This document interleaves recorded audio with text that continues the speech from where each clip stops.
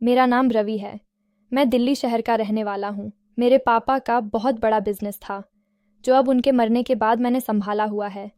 मैं एक दिन ऑफिस से निकला। मैं घर की तरफ ही जा रहा था कि सड़क के दाएं तरफ एक जवान और खूबसूरत लड़की खड़ी भीख मांग रही थी। वह देखने से भिखारी बिल्कुल भी नहीं लग रही थी। देखने से तो ऐसा लगता था वह पढ़ी लिखी और किसी अच्छे खानदान की लड़की हो। मेरे दिल ने कहा कि मुझे उसकी मदद करनी चाहिए, इसलिए मैंने अपनी गाड़ी रोकी और उससे भीख मांगने की वजह पूछी। मेरी बात सुनकर उस लड़की की आंखों में आंसू भर आए। कहने लगी, मेरी माँ के सिवा मेरा इस दुनिया में कोई नहीं है। उस लड़की ने बताया कि मेरी माँ की तबीयत बहुत ख़राब है और मेरे पास इतने पैसे नहीं हैं कि वह अपनी माँ का इलाज करवा सके। मैं जल्दी से उसे गाड़ी में बिठाया और उसके साथ उसके घर चला गया। उसकी माँ की हालत सच में बहुत ख़राब थी। मैंने एक प्राइवेट हॉस्पिटल में उसकी माँ को एडमिट करवा दिया और अपनी जेब से उसका सारा इलाज करवाया। 2 दिन बाद जब उसकी माँ ठीक हुई तो मैं खुद उसे उनके घर छोड़ आया। वह लड़की बहुत खुश थी। वह बार बार मेरा धन्यवाद कर रही थी। उसने अपना नाम दिव्या बताया था। दिव्या का अपनी माँ के अलावा इस दुनिया में कोई नहीं था। दिव्या की मासूमियत मुझे बहुत पसंद आई थी। उसे देखकर मेरे दिल को कुछ कुछ होने लगा था। 2-4 मुलाकातों में ही मुझे उससे मोहब्बत हो गई थी, इसलिए मैंने उसे अपने ही ऑफिस में जॉब दे दिया। दिन बा दिन मेरी बेकरारी दिव्या के लिए बढ़ती ही जा रही थी। उसका धीरे से बात करना और अपनी बड़ी बड़ी पलकें उठाकर मेरी तरफ देखना मेरे दिल को घायल कर देता था। और फिर 1 महीने के बाद ही मैंने उससे कहा कि मैं तुमसे शादी करना चाहता हूँ। मेरी बात पर वह हैरान हो गई थी, लेकिन अगले ही पल खुश भी हो गई थी। उसे विश्वास नहीं हो रहा था कि मेरे जैसा अमीर पैसे वाला आदमी उस जैसी गरीब लड़की से शादी करना चाहता है।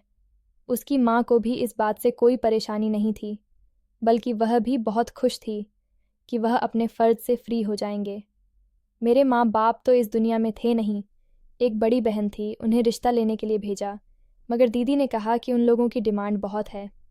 उनका कहना है कि अगर तुम्हारा भाई मेरी बेटी से शादी करना चाहता है तो पहले मेरी बेटी के नाम अपनी आधी जायदाद करें।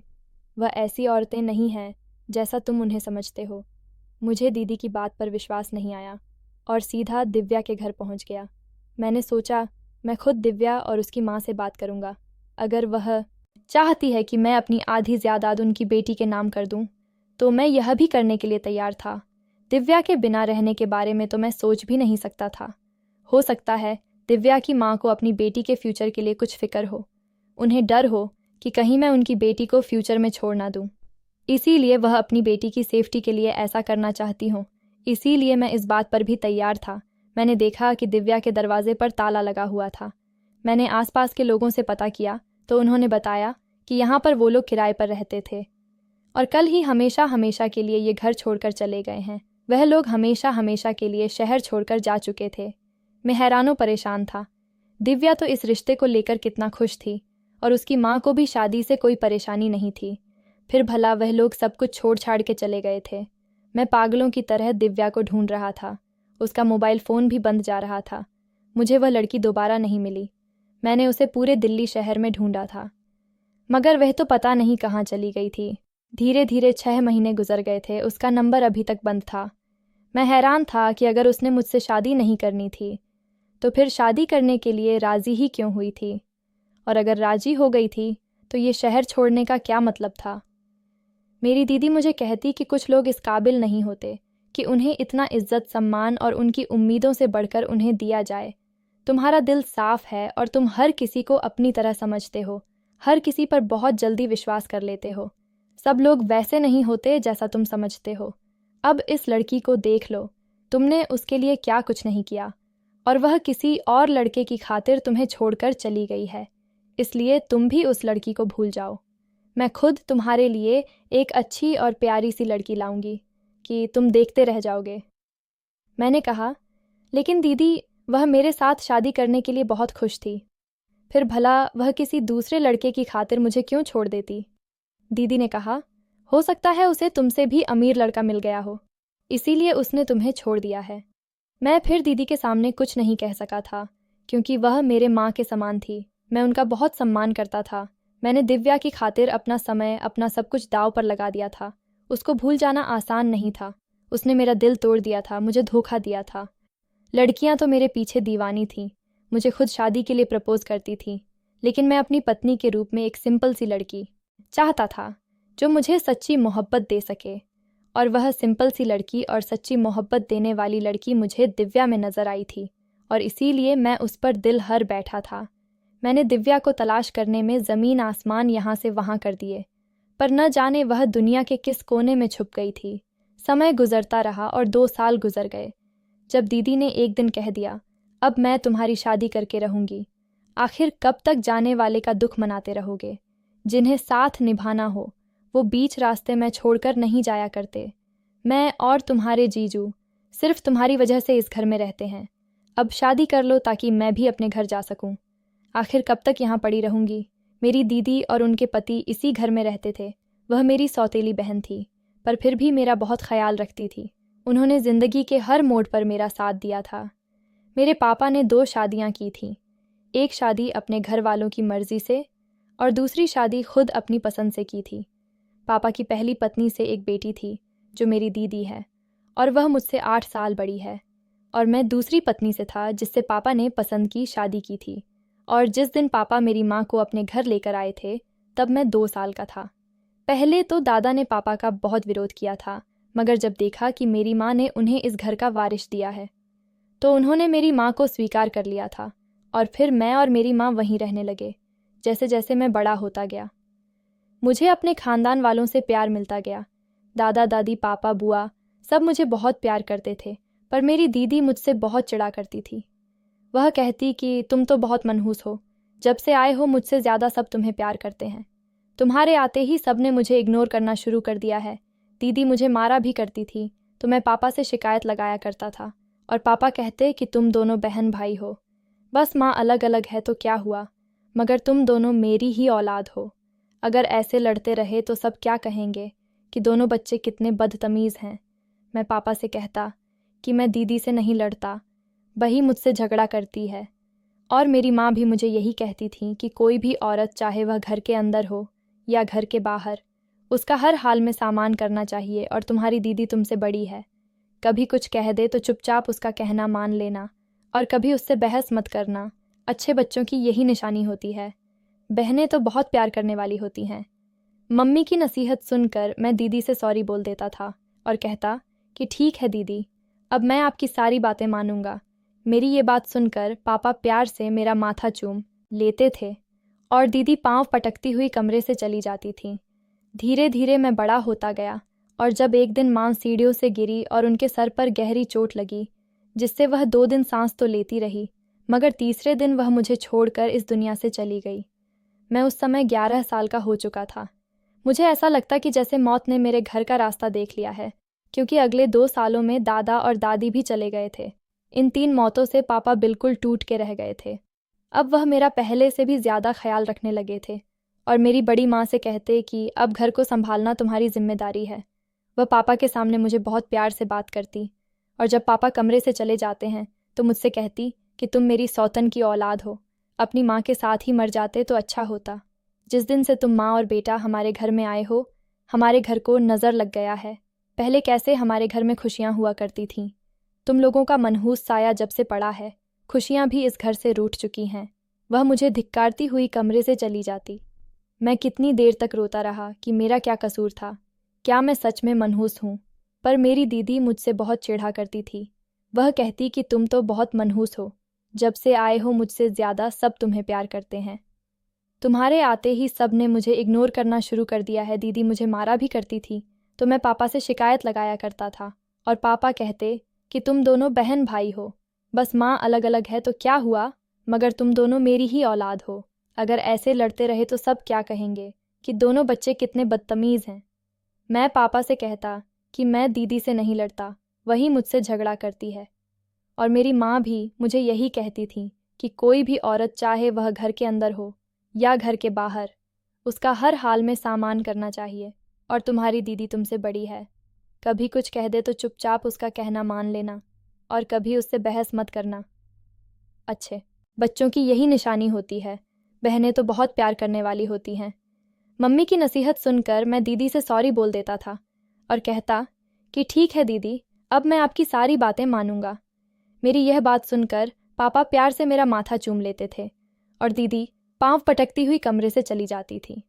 धीरे धीरे मैं बड़ा होता गया और जब एक दिन मां सीढ़ियों से गिरी और उनके सर पर गहरी चोट लगी, जिससे वह 2 दिन सांस तो लेती रही, मगर तीसरे दिन वह मुझे छोड़कर इस दुनिया से चली गई। मैं उस समय 11 साल का हो चुका था। मुझे ऐसा लगता कि जैसे मौत ने मेरे घर का रास्ता देख लिया है, क्योंकि अगले 2 सालों में दादा और दादी भी चले गए थे। इन 3 मौतों से पापा बिल्कुल टूट के रह गए थे।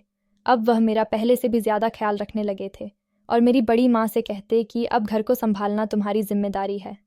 वह पापा के सामने मुझे बहुत प्यार से बात करती और जब पापा कमरे से चले जाते हैं तो मुझसे कहती कि तुम मेरी सौतन की औलाद हो, अपनी माँ के साथ ही मर जाते तो अच्छा होता। जिस दिन से तुम माँ और बेटा हमारे घर में आए हो, हमारे घर को नज़र लग गया है। पहले कैसे हमारे घर में खुशियाँ हुआ करती थीं। तुम लोगों का मनहूस साया जब से पड़ा है, खुशियाँ भी इस घर से रूठ चुकी हैं। वह मुझे धिक्कारती हुई कमरे से चली जाती। मैं कितनी देर तक रोता रहा कि मेरा क्या कसूर था। क्या मैं सच में मनहूस हूँ? क्या सच में हमारे यहाँ आने से यह घर खाली हो गया है? मेरी आंखों के सामने मेरी माँ का चेहरा आ जाता। वह कैसे रोती थी। मरने से पहले पापा से बहुत कहती थी कि मेरे साथ अजीबोगरीब हादसे होते हैं। कभी कोई मेरे कपड़ों को काट देता है, कभी खाना बनाती हूँ तो नमक तेज़ होता जाता है और कभी खाना जल जाता है। मैं हैरान होती हूँ कि ये सब कैसे हो जाता है। पापा मेरी माँ को समझाया करते थे कि ये सब तुम्हारा वहम है। माँ कहती कि मेरा वहम नहीं है, जब से यहाँ आई हूँ मेरे साथ सब कुछ उल्टा हो रहा है। कभी कोई फ़ोन करके मुझे अजीब किस्म की आवाज़ में डराता है, पर मुझे उसकी आवाज़ समझ नहीं आती कि आखिर सामने वाला फ़ोन पर मुझे कहना क्या चाहता है और वह मुझे क्यों डराता है। पापा माँ को समझाते कि ऐसा कुछ भी नहीं है, तुम बस उल्टा सीधा खुद ही सोचती रहती हो। माँ कहती है कि मैं आपको नंबर दिखाती हूँ। मैं झूठ नहीं बोल रही। और जैसे ही माँ ने मोबाइल को दिखाया तो उसमें नंबर था ही नहीं। पापा ने कहा, देखा मैं ठीक कह रहा था ना, तुम्हें तो वहम की बीमारी हो गई है। मैं तो कहता हूँ कि किसी दिमाग वाले डॉक्टर के पास चलते हैं। सारा दिन टीवी पर सीरियल देख कर तुम्हारे दिमाग पर असर हो गया है। माँ कहती है कि सारा दिन मैं घर के काम करती हूँ। आपकी माँ ने तो नौकरानियों की छुट्टी कर दी है और सारा काम मुझसे ही करवाती है। मैं अब उनके ताने सुन सुनकर थक चुकी हूँ। मैं उस समय बहुत छोटा था, मगर मुझे अपनी माँ की बातों पर विश्वास था। इस घर में ऐसा कौन था जो मेरी माँ को तंग कर रहा था, मैं जानना चाहता था। लेकिन तभी उन्हें दिनों अचानक माँ की डेथ हो गई थी। वह सीढ़ियों से कैसे गिरी समझ नहीं आया था। सब ने कहा था कि मेरी माँ को दिमागी समस्या है, इसी वजह से उनका संतुलन बिगड़ गया होगा और वह सीढ़ियों से खुद ही गिर गई होगी। जब मेरी माँ मर गई थी तो किसी का कुछ नहीं गया था। सब अपनी अपनी ज़िंदगी में बिजी हो गए थे, पर मेरी ज़िंदगी जैसे रुक सी गई थी। मेरी माँ तो चली गई थी और उनके जाने के बाद मैं बिल्कुल अकेला हो गया था। पापा ने मुझे बड़ी माँ यानी मुझे मेरी सौतेली माँ के हवाले कर दिया था। वह अपने बिजनेस को देख रहे थे, पर मुझे कोई भी नहीं संभालता था। मैं नौकरों के सहारे पर था। वह भी अपनी मर्जी करते, उनको भी कोई नहीं पूछता था कि रवि को खाना खिलाया या नहीं, रवि को स्कूल भेजा या नहीं, उसे होमवर्क कराया या नहीं। किसी को कोई मतलब नहीं था। नौकर भी अपनी मनमानी करते, जब चाहते खाना दे देते, जब चाहते ना देते। मैं भूखा उनके पीछे पीछे रोता हुआ फिरता रहता था। एक बच्चा जिसकी माँ नहीं थी, उसका कोई भी नहीं था। जिस दिन मेरी माँ इस दुनिया से गई थी, उसी दिन मेरी खुशियाँ भी उन्हीं के साथ चली गई थीं। मैं स्कूल से कॉलेज में पहुँच चुका था जब दीदी की शादी हुई, और शादी के बाद भी वह यहीं रहने लगी थी, क्योंकि बड़ी माँ अपनी आंखों से उन्हें दूर नहीं करना चाहती थी।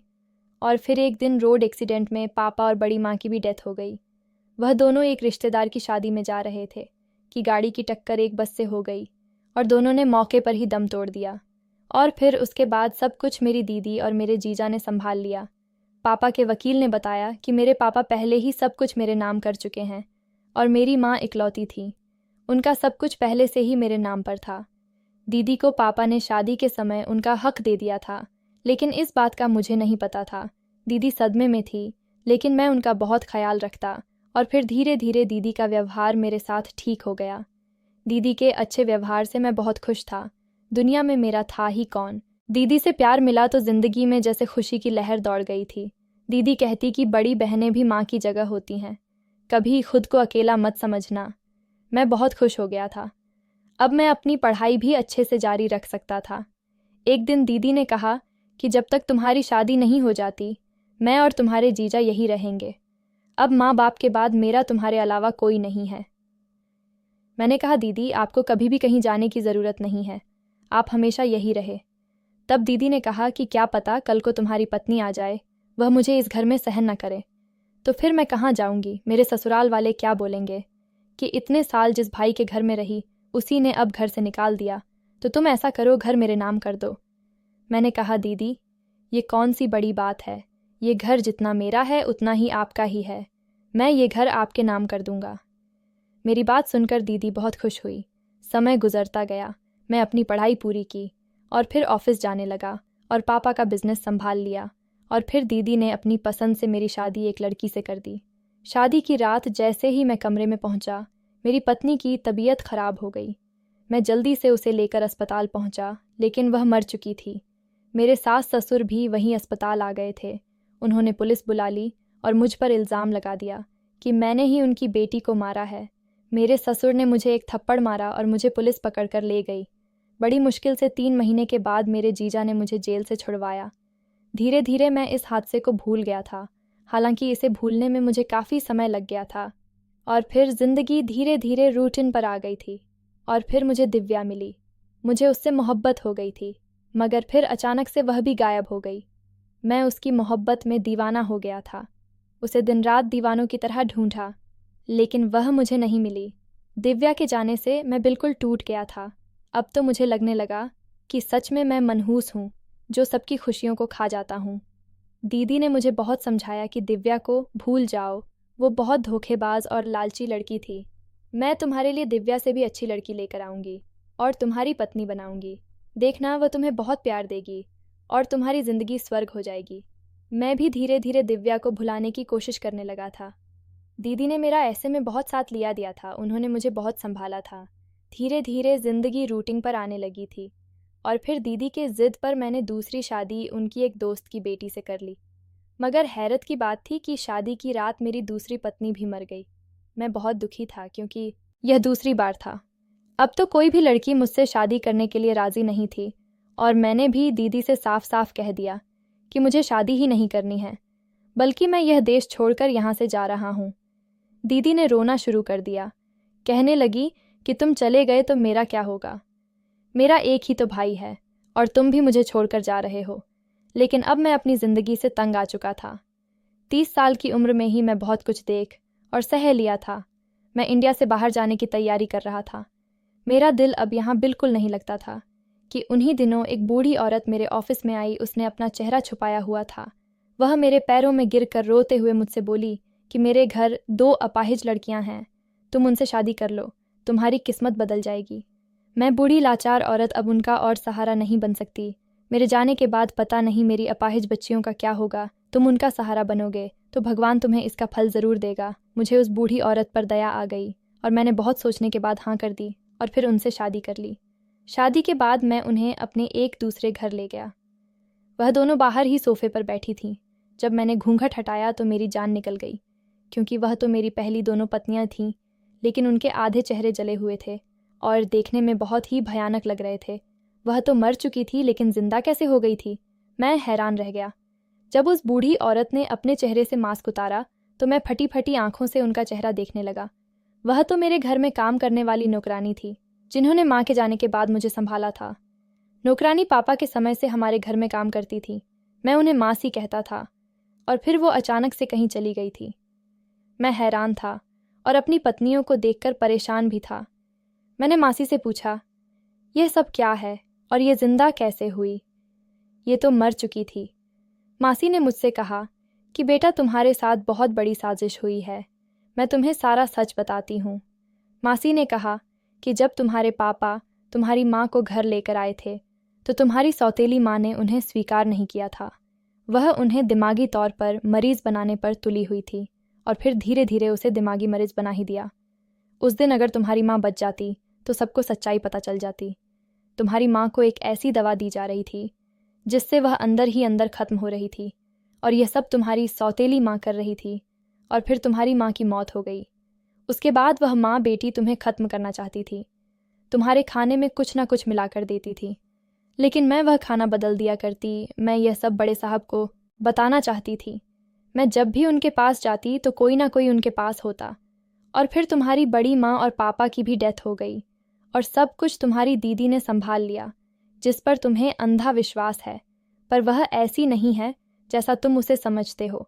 उसने जानबूझकर इस घर में रहने का फैसला किया ताकि तुमसे धीरे धीरे करके सब कुछ छीन सके।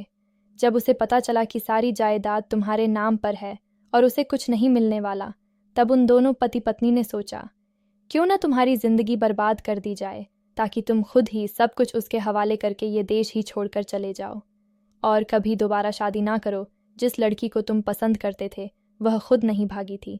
जिस दिन तुम्हारी दीदी रिश्ता लेकर गई थी तो उसकी माँ को तुम्हारी बहन ने बहुत बेइज्जत किया था और दिव्या को धमकाया था कि अगर तुम यह शहर छोड़कर नहीं गई तो तुम्हारी माँ जिंदा नहीं बचेगी।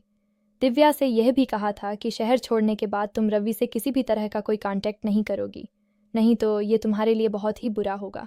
और ज़बरदस्ती उन्हें यह शहर छोड़ने के लिए कहा था। मैं भी उस दिन उसके साथ थी। मैंने घर आकर तुम्हारी बहन से कहा कि बेटी ऐसा मत करो, रवि दिव्या से बहुत मोहब्बत करता है। और तब तुम्हारी बहन ने कहा कि बुढ़िया अपनी औकात में रहो, इस घर के फैसले सिर्फ मैं ही कर सकती हूँ। रवि ने मेरे बाप की सारी जायदाद पर कब्जा कर लिया है। मैं गुलाम बनकर रह गई हूँ। इस जायदाद पर सिर्फ मेरा हक था। अगर रवि और उसकी माँ मेरे पापा की ज़िंदगी में ना आते तो ये सब कुछ मेरा होता, लेकिन उसकी माँ ने मेरे बाप से शादी करके सब कुछ मुझसे छीन लिया। लेकिन मैं अपना सब कुछ वापस लेकर रहूँगी। उसे इतनी तकलीफ़ दूंगी जितनी तकलीफ़ मुझे और मेरी माँ को हुई थी। मरते दम तक उसे सुकून से नहीं रहने दूंगी। उसकी हर खुशी छीन लूँगी। और फिर जब तुम्हारी दीदी तुम्हारी शादी करवाती थी तो शादी की पहले ही रात तुम्हारी दुल्हन को दूध में दवा मिलाकर पिला देती, जिससे कि उसे बहुत ही ज़्यादा तकलीफ़ हो गई। तुम्हारी दीदी ने डॉक्टर को पैसे दिए ये कहने के लिए कि रवि से कहना है कि तुम्हारी पत्नी मर गई है। तुम्हारी दीदी ने तो तुम्हारे सास ससुर को भी खरीद लिया था। बहुत बड़ी साजिश के साथ तुम्हें जेल भेजा गया था, जबकि तुम्हारी दोनों ही पत्नियां जिंदा थीं। मैं तुम्हारी पहली पत्नी को अपने साथ ले गई थी क्योंकि अब वह अपने माँ बाप के साथ नहीं रहना चाहती थी। और दूसरी बार भी जब आपके साथ यही हुआ, मैं आपकी दूसरी पत्नी को भी अपने साथ यहाँ ले आई और उसका इलाज करवाती। आधे जले चेहरे के साथ उनके घर वालों ने भी उन्हें स्वीकार नहीं किया था और इनका आधा चेहरा तुम्हारी दीदी ने जलाया था ताकि ज़िंदगी में यह लड़कियां कभी तुम्हारे सामने आ जाएं तो तुम इन्हें पहचान ना सको। मासी ये सब कुछ बताकर चुप हो चुकी थी और मैं पत्थर का बन चुका था। मेरी बहन जिसको मैंने माँ का स्थान दिया था वही मेरी दुश्मन बनी रही। जिन पर मैं अंधा विश्वास करता था वही मेरी खुशियाँ छीन लेना चाहती थी।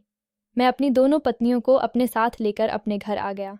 मैं जैसे ही घर पहुंचा, दीदी उस अपने पति के साथ बैठी चाय पी रही थी और उनका पति उनसे कह रहा था कि आखिर हमारा प्लान कामयाब हो ही गया।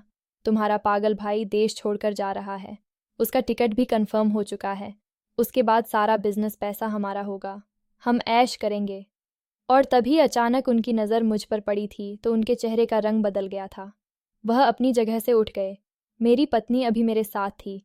मैंने दीदी से कहा कि मैं अपनी ज़िंदगी में सब कुछ बर्दाश्त कर सकता हूँ, पर आपने जो तकलीफ़ इन लड़कियों को दी है मैं सहन नहीं कर सकता। मैं तो आपको अपनी माँ के समान समझता था। मैंने आप पर सबसे ज़्यादा भरोसा किया और आपने मुझे क्या दिया। साफ साफ कह देती कि मेरे भाई मुझे ये सब शान व शौकत, दौलत, जायदाद सब कुछ चाहिए। मैं सब कुछ आपके नाम कर देता। आपके एक बार ही कहने से मैंने ये घर आपके नाम कर दिया था। आप अगर मेरी जान भी मांगती तो वह भी आपको मैं खुशी खुशी दे देता, क्योंकि मैं आपसे बहुत मोहब्बत करता था। आपकी खातिर कुछ भी कर सकता था। मेरी माँ तो कहती थी कि बहनें अपने भाइयों से बहुत मोहब्बत करती हैं, कभी उनका बुरा नहीं चाहती। माँ के बाद बहन होती है जो सबसे ज़्यादा अपने भाई से प्यार करती है। पर आपने यह सब क्या कर दिया। मैं रो रहा था और फिर अचानक ही एक ढाई की आवाज़ आई थी। मैं फटे फटे आंखों से कभी अपने जीजा और कभी अपने पीछे ज़मीन पर पड़ी अपनी पत्नी को देख रहा था। शायद मेरे जीजा ने मेरे ऊपर ही निशाना लगाया था और निशाना चूक कर मेरी एक पत्नी के सीने पर जा लगा था। दीदी ने कहा कि मैं तुमसे नफ़रत करती हूँ, इतनी नफ़रत कि तुम सोच भी नहीं सकते। इससे पहले कि दीदी कुछ और कहती, पुलिस आ चुकी थी। पुलिस को मासी ने कॉल कर दिया था। पुलिस दोनों पति पत्नी को पकड़कर ले गई। मैं अपनी पत्नी को लेकर अस्पताल पहुंचा, लेकिन डॉक्टर ने कहा कि इनकी मौत हो चुकी है। मुझे कुछ भी समझ नहीं आ रहा था। ऐसा लग रहा था कि मैं पागल हो जाऊंगा। कुछ महीनों के बाद मैंने अपनी दूसरी पत्नी की सर्जरी करवाई। अब वह बिल्कुल ठीक हो गई थी। मेरी दीदी और मेरे जीजा जेल में थे। मेरी पहली पत्नी मर गई थी और दूसरी पत्नी मेरे साथ रह रही थी। वह मेरा बहुत ख्याल रखती थी, पर अब मैं किसी पर भी भरोसा नहीं कर पा रहा था। मेरा औरत जात से विश्वास ही उठ चुका था। मुझे सब धोखेबाज लगते हैं। दीदी और उनके पति जेल में थे और दीदी का दिमागी संतुलन बिगड़ चुका था। हालात और समय उनके पति को किसी सूरत बाहर आने नहीं दे रहा था। समय गुजरता गया, जिंदगी रूटीन पर आ गई। जब एक दिन पता चला कि मेरी पत्नी कभी माँ नहीं बन सकती, वह बहुत रोई। उसने बहुत इलाज करवाया, पर डॉक्टर ने कहा कि वह बांझ है। उसने मुझसे कहा कि आप दूसरी शादी कर लो। मैंने कहा कि मुझे औलाद की कोई इच्छा नहीं है, इसलिए दोबारा कभी मुझसे शादी का मत कहना। मगर वह औलाद के लिए पागल हो रही थी। जब उसने बहुत ज़्यादा ज़िद की तो मैं मान गया। मुझे अपनी ज़िंदगी अब एक तमाशा लग रही थी, पर शादी की रात मुझे अपनी ज़िंदगी की सबसे बड़ी खुशी मिली थी। जिससे मेरी शादी हुई थी वह लड़की दिव्या थी, जिसे मैं मोहब्बत करता था, जो मुझे दीदी की वजह से छोड़कर चली गई थी। जो कुछ हुआ था, मैंने उससे माफ़ी मांगी थी। मैंने अपनी मोहब्बत पा लिया था और इत्तेफाक से मेरी पहली पत्नी की वह दोस्त थी। मैं अपनी पहली पत्नी का बहुत एहसानमंद था, जिसने मेरी मोहब्बत मुझे लौटा दी थी, पर वह नहीं जानती थी जिसे मैं मोहब्बत करता था यह वही लड़की है। जब जब मैं दिव्या का घूंघट उठाया तो आंखें झपकाना भूल गया था। दिव्या भी मुझे एक तक देखते जा रही थी।